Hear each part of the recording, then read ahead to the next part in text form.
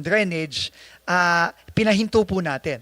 No, ngayon po, as for kung ito po bang mga nakitang mga repetitive entries na to is a result of the rebracking, hindi ko pa po masasabi ngayon, Mr. Chairman. Titignan po natin itong mga project na to kung ito ba talaga nasira dahil binakbak o sinira ulit na hindi naman kailangan. We will have to go deeper into that investigation. But for your information po, Senator, pinahinto na po namin as of October 7 ang lahat ng rebracking activities nationwide muna. That's what I heard nga, Mr. Chair, Mr. Secretary, na sa ilang LGU, mukhang pinatigil na ho ninyo. Pero before your administration, common practice po ito sa DPWH na kaayos lang, ilang buwan pa lang ginagamit, sisirain na. Kaya nagkaka-traffic. Ang isa pa hong katanungan po dito, Mr. Chair, Mr. Secretary, ito pong mukhang intentional kasi po itong ginagawa ho na ito. Ang tanong ko po dyan, Mr. Secretary, anong ginagawa ng auditors po natin? I mean, hinahayaan lang ho ito? I mean, hindi po ba dumadaan sa kanila sa audit ng COA, Commission on Audit, na katatapos lang nito, popondohan na naman natin, what's the problem? Popondohan na naman, parang multi-year siya, Secretary, pero kumpleto naman yung budget. So nakapagtataka, it seems like, Mr. Chairman, there's a collusion between the DPWH District Engineers or Regional Office and the Commission on Audit kasi pinapayagan na pondohan na naman. Imbis na yung pondo na ipopondo mo rito, dalhin mo sa ibang lugar, ikaso mo sinira po yung kalsada eh. Ang pinaka-common practice po dyan, Mr. Chair, Mr. Secretary, yung may drill, dinidrill ka agad yung mga, kasi semento lang, hindi pa nga halos tuyo, dinidrill na naman after few weeks para mapondohan na naman. That's very ironic, Mr. Chair, Mr. Secretary. Yung question ko lamang po, meron po bang pamamaraan now? Have you already established na control para hindi po maulit ito, particularly with the Commission on Audit sa mga regions or district offices na mai-report? Or mahirap po natin kontrolin because there's collusion? Well, before, may collusion po talaga. Mr. Chairman, tama po kayo ulit. No? In fact, napag-usapan yan last hearing. And hindi ko lang po sure kung nandito ang ating COA resident auditor, pero nung nakaraan pong hearing, nagsabi na po tayo at nag-agree po tayo sa proposal ng ating chairman na imbes na post-audit lang, magkaroon na po ng pre-audit. Kasi doon po talaga mahuhuli yan, no? Na kinakailangan bang bakbakin o hindi. No, yun po ang katanungan eh. No, kasi ngayon po medyo discretionary sa implementing unit, meaning sa either sa district o sa region, na babakbak na lang na walang klarong guideline at criteria kung dapat bang bakbakin o hindi. So, there are two things po na gusto namin gawin ngayon sa bagong administrasyon sa DPWH. Unang-una, yun nga po, yung pre-audit, malaking pong tulong yan, imbes na post-audit lang. At ikalawa, meron kaming kinakraft po ngayon na siguro sa mga ilang linggo matatapos na clear guidelines. Kailan ba pwedeng o kailan ba dapat mag-rebrack? No? At meron naman po kasing technical at engineering criteria for that, no, kung kailan. Ang problema po, hindi po clear yan ngayon kung kailan dapat at hindi po transparent. Meaning hindi po nakikita ng mga kababayan natin na itong kaling to at hindi nila naiintindihan na kailangan na palang i-rebrack. At nakikita lang nila yung mga magagandang kalye, bigla na lang tinitibag at gumagawa ng bago. So, those two things po, Mr. Chairman, Senator, we will be implementing, I think, very, very soon po. Thank you, Mr. Chair. Thank you, Secretary. Thank you so much po. Secretary, napakaganda yung tanong ni Senator Erwin kasi kung yung title nga ay generic at may discretion yung district engineer, pwede nga niyang sirain yung ayos na kalsada. Dahil pareho lang yung title kasi generic eh. Hindi mo naman ma-pinpoint kung nasaan yun. Kung kahabaan yun is 10 kilometers, saan doon ang gagawin. No? So, that's why kung wala yung mga technical description, talagang pwede mangyari. Tama po ba, Yusek? Secretary, pwede mangyari talaga dahil may discretion siya na sirain niya yung ayos na kalsada. Pwede po. Hindi lang po pwede. I think nangyayari na po yan in the past. In reality, it's really been happening. No, that's why marami pong reports yung mga kababayan natin mismo. And I'm sure marami pong pinadating kay Senator Tulfo, no, na mga ganito. Kasi nangyayari po talaga. So with itong ginawa nating mayroon ng technical description, hindi na maulit to, Senator Erwin, kasi meron ng technical description. Yes, I trust Secretary Vince Dizon. Kasi sabi I hope hindi na maulit. Sabi ko kasi parang common practice ito before eh. Parang yung mga tao, kahit nung bata pa ko, kaayos lang, sira na naman, sinira na naman, wala namang crack, wala namang kwan. So, hopefully, Mr. Chair, with Secretary Vince Dizon at the helm, sana po matuldukan na ito, Mr. Chairman, Secretary. Opo, Mr. Chairman, you're absolutely right po. And I think yung pong mga reforma na nanggaling na rin sa discussions po natin sa komite, yung pre-audit, na nag-agree naman po ang COA na, no, na pwede tayong mag-pre-audit. Ikagawa, yung pong, ito pong station limits na very transparent po sa line item ng budget na klaro na ito ay ginagawa itong stasyon na to hanggang dito sa stasyon na to. At ikatlo po yung magiging guidelines natin on reblocking na pwede kang mag-reblocking kapag na-fulfill itong criteria na ito. Tingin ko po yung tatlong reforma po yun, tingin ko halos imposible na po siguro nilang madaya pa ito na sa mga susunod na mga taon na susunod na buwan, susunod na taon. Thank you. Before we continue, let me formally recognize the presence of Senator Marcoleta and Senator Lauren Legarda. Opo. So, Mr. Chairman, pwede po ba akong magpagam nga at ako'y kailangan nga pong mag-CR? sige, Nung dumating sige. po si Kaya- Senator Marcoleta, at the very least kailangan ko ata mag-CR. At the very least naman, Oo. sa bigat ng trabaho nyo, Pasensya na po. payagan namin kayo mag-CR at the very least. Sige. To take advantage of the time habang nasa Call of Nature Ay, si Sec. salamat po, Dizon. ma'am. Yes, good morning. Thank you for acknowledging me. Baka papayag sila para hindi waste of time yung expert sa allocable at non-allocable si Director Bote. Hindi, kayo po, no? Si Planning. Kasi wala nun si Sen. Marcoleta at Sen. Erwin para may definition of terms at yung bago ng pangalan ng allocable at non-allocable. Kasi nakaka-confuse, di ba? Di ba naging congressman tayo, Sen. Erwin, naging congressman si Senator Marcoleta. Wala talaga akong alam na allocable at non-allocable. Jokingly, sinabi nung huling hearing natin ni Secretary Dizon nung lumapit dito sa amin ni Chair Sherwin, Sen. Sherwin, yung allocable daw yung maaring i-allok. Pero joke daw yon. Yun ang sabi ko. Ano ba yung allocable? So talagang hanggang ngayon po, marami na akong kausap sa tagal-tagal natin dito, pati Senate El Berremo, wala silang maalala.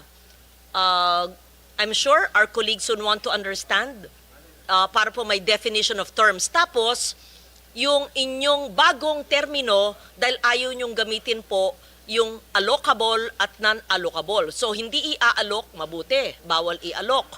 Ano na po ang tawag? Siguro, district projects and non-district, kung ano po. Sige. Si Director Bote and Yusek. may I- Kung sino po yung eksperto. Thank you. I May I don't have... interject, Madam Chair? Thank you Hi, po. Mr. Chair. Go ahead, Senator. In relation to the question of Senator Aligarda, hindi po joke yun. Yung allocable, if you will note, during one of those hearings in the Blue Ribbon Committee, yun pong allocable, inadmit po ni former Secretary Bonoan.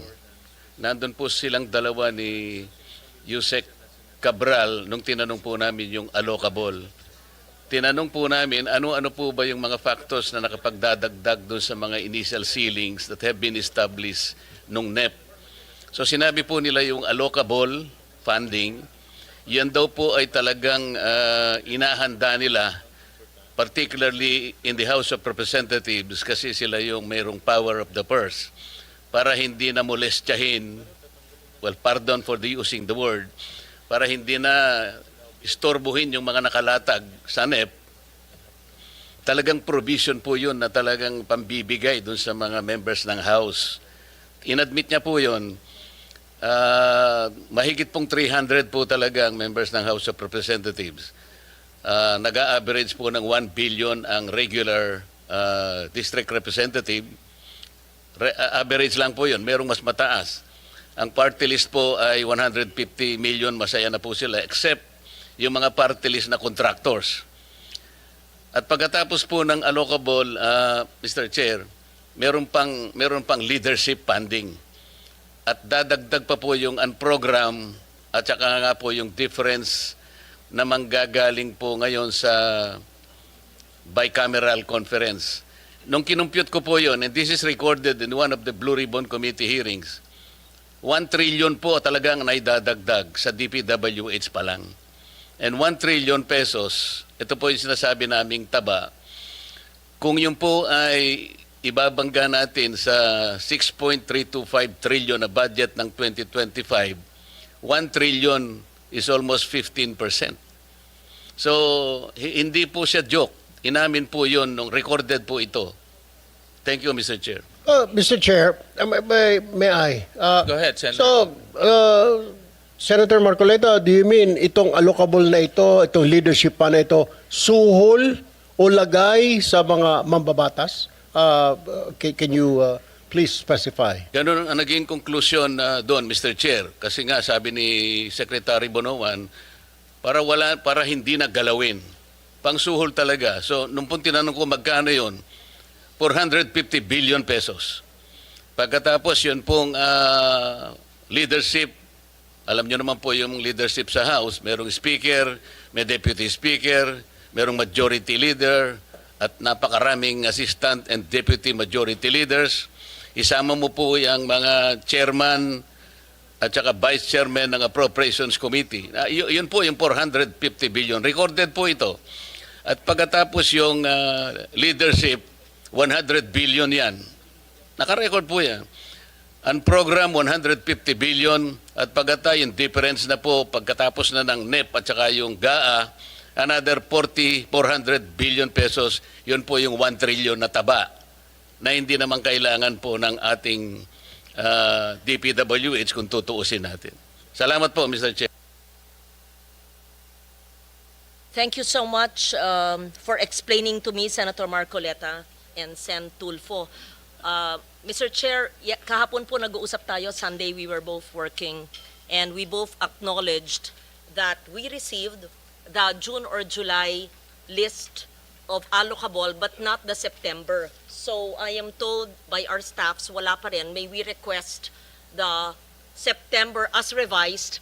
Maski po hindi na yung words allocable, anyo mo, hindi naman kasalanan na may ceiling. Tama po yung sinabi nyo. Hindi naman forever kailangan humihingi ang congressman or ang mga mayor. Tapos, yung hindi district projects, makinig kasi kayo pag tinatanong ko po. Yes, yung hindi po district projects, yun ang tinatawag na non-allocable. Di ibahin natin ang pangalan, non-district, ganun lang. Wala namang masama doon eh. Alam nyo, first, allow me to commend the President and commend Secretary Dizon for heeding the clamor of both houses of Congress. I do not claim authorship of that idea in bringing down the DUPA. Thank you for that. It was declared by the President on the day that he left for the ASEAN meeting. We truly appreciate your listening to the people and bringing it down. But there are much more reforms to be done. I believe that all of us want really reforms and changes that will be felt by our people for bigger fiscal space to give other departments or other programs under DPWH that will really redound to the benefit of our people. Kaya, una, I commend you. Salamat po sa pagbaba ng DUPA na makakasave, sabi nyo ng 50. Pero sa computation ko, and I'll get back to that later, it should be bigger than 50B. And siguro dapat sagutin nyo yung hiningi ng chair last time, yung natuklasan niyang 271B. At pangatlo, yung sinabi po ng LBRMO staff and the chair staff na wala pa rin po yung September. We don't need the June-July of the previous leadership's allocable and non-allocable. What we need is the 625 billion revised NEP and then give us ano yung ceiling ng district, ano yung hindi alam ng district. And why do I say this, Mr. Chair? Mahalaga po, kasi di ba nangyayari ngayon, may mga congressman na tatamaan, may mga ibang sa lokal o district engineer na tatamaan, hindi nila alam. Senator Sherwin himself, we were talking yesterday and we were both asking each other, nasa iyo malistahan, pareho kaming we were in the dark, wala pa. And then you told me that indeed, in your district, your brother's a mayor, sa inyong Kong, and there are projects you don't know. Then we feared you could be blamed for it, and is that, we were asking each other, yan ba yung allocable? We don't know. So, just to protect everybody who will eventually sign the GAA of 2026, what if kaming lahat dito, tapos pipirma kami, tapos sasabihin natin, pinirmahan nyo, tinanong naman nyo, tanggap nyo yun na may non-allocable, hindi nga eh. Maski po iba na ang tawag natin, gusto lang po namin makita ano yung alam talaga ng congressman, alam ng district engineer, at yung hindi nila alam na maaring alam ng region, na maaring alam ng central na hindi alam ng region. Walang masama po doon in all transparency. Diba? Am I conveying the same message we talked about? Yes. So, wag mo, please, I hope I'm not blamed. Because this, I'm speaking for the team. Kasi nag-usap po kami ng weekend. Yes. Yeah. Thank you. And Mr. Chair, in relation to those comments by Senator Ligarda, I remember we also requested that the DPWH provide us, kasi kung di po ako nagkakamali, kinors ko kay Yusek Ador Canlas, dahil nagbigay po sila ng proposed fiscal year 2026 DPWH infrastructure program based on HGAB. Ito po yung binigay nyo nung nakaraang hearing. Mr. Chair, ang request po natin, kung mabigyan po tayo ng 2025, 2024, and 2023 in the same format. Kasi po ang binigay nila, nakita ko po, is a detailed HGAB. It will not permit easy comparison eh. Dito po, kung gamitin po natin itong format na to, sinabi ko naman sa ito, Yusek Ador, ang daling ikumpara. Halimbawa po, yung National Capital Region, 26.6 billion, di ba?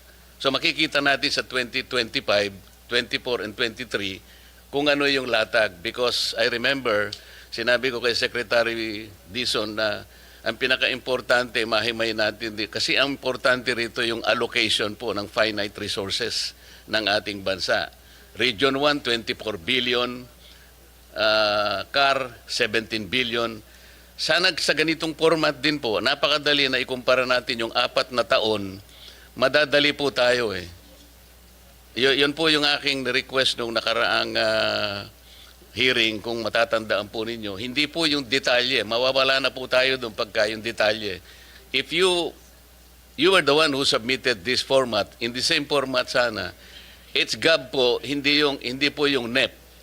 So, kung HGAB, puro HGAB po yon 2023, 24, 25, meron na pong 26. So, tatlong taon na lamang po ang inihingi namin to permit easy reference and comparison. Pwede po. Go ahead, Yusek Conti. Thank you, Mr. Chairman. With the kind permission of the Secretary, I would like to address first the manifestation and comment of Senator Lauren. Ma'am, tama po kayo at nagpapasalamat po kami sa inyong pag-promote and transparency, accountability, and fiscal discipline dito po sa ating budget process.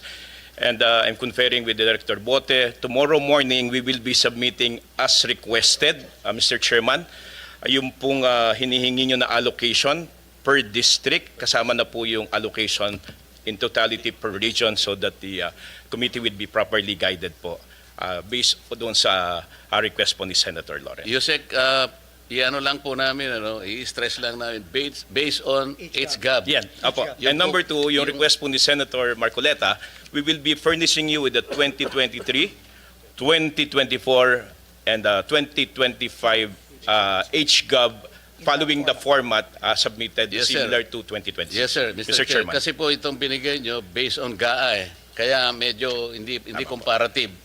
At Yusek Ador, nasabi ko rin sa iyo na pwedeng isama rin yung sa party list. Kasi dito po sa sinabit ninyo itong 2026 based on HGAB, walang party list dito eh.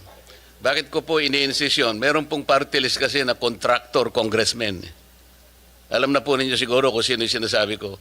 Yung pong ordinary party list, masaya na siya sa 150 million allocable. Pero po yung contractor party list, iba po yun. Kaya gusto po naming makita, this is still in relation to the truthful allocation. Dito po nagkakaroon ng problema. Pwede po ba yun? Isasama po natin ang party list. Dito po sa HGAB po ninyo, 2026, wala pang party list. At tama po Mr. Chairman, because the party list wala ko siyang distrito will try to extract as Opo, much as possible. wala kaming ano, kasi Kung ano lang po available. nationwide po kami. Pero makukuha nyo kung ilan po yung na-allocate per party list. Tama po.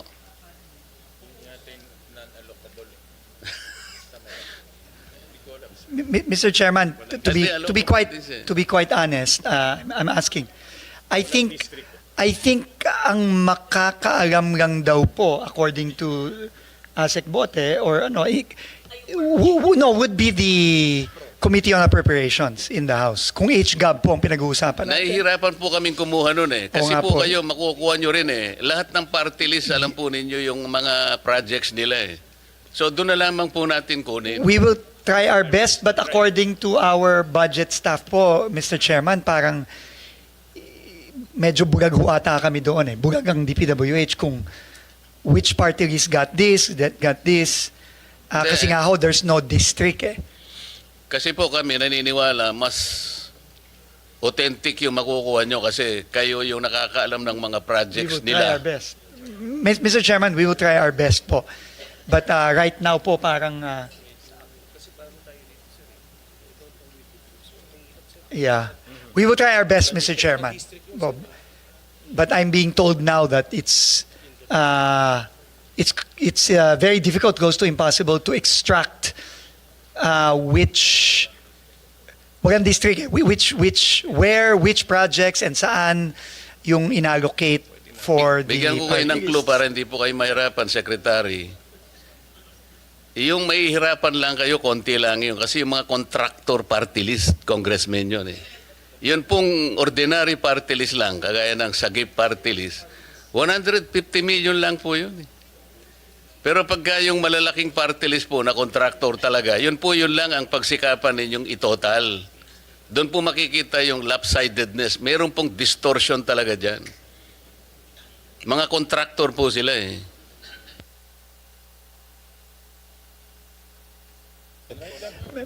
Mr. Chairman, we will also write the Committee on Appropriations and seek their assistance also kung paano po ang ano kung maibibigay nila sa amin yung detalyeng yan. But as of now, I don't think we have that information. Meaning we cannot extract from the HGAB specifically kung which line items, which projects were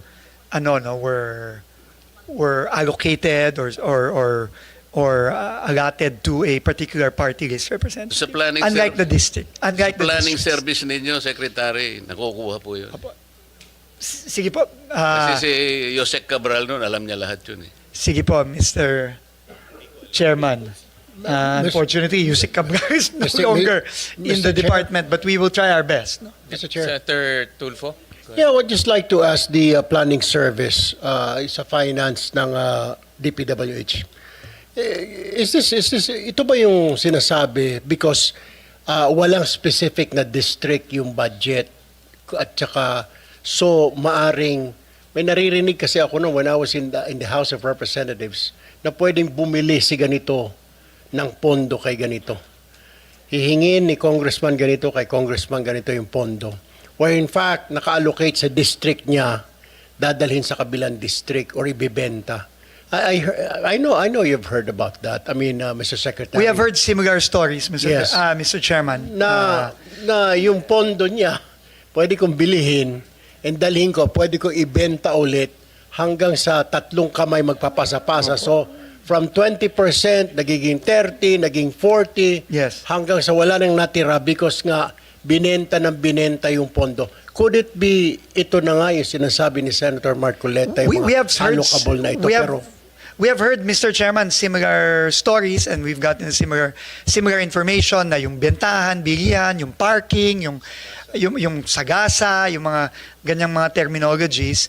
I think this is actually part of the ongoing investigation by the Independent Commission right now. And we have been asked to submit documentation as well for this. But as to kung itong mga sa party list ay kasama dito, well, it's possible. It's possible po na kasama yan. Although, like I said po, mukhang hirap kaming, at least sa department, na i-identify kung magkano yung mga yan, saan yan, kanino ginagay.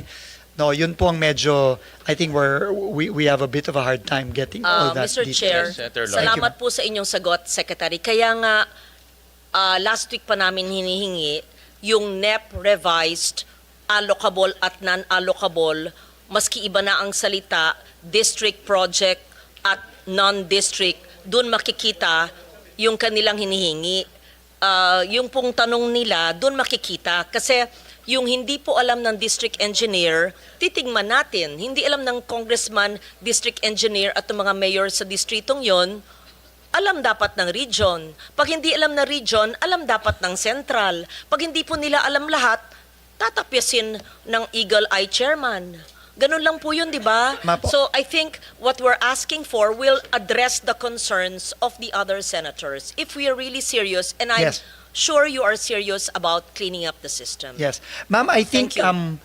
there was just a little bit of confusion on the terminologies because in the revised NEP, the new team actually did away completely already with the concept of allocable, non-allocable. No? I think in the letter of Undersecretary Conti, ma'am, Mr. Chairman, to the Honorable Senator, we explained our process, but sabi naman ni ma'am na we will just submit it based on legislative justice para lang makita. Naintindihan ko na po ngayon no yung point ni Senator Loren na all we want is, let's say, X district got this much.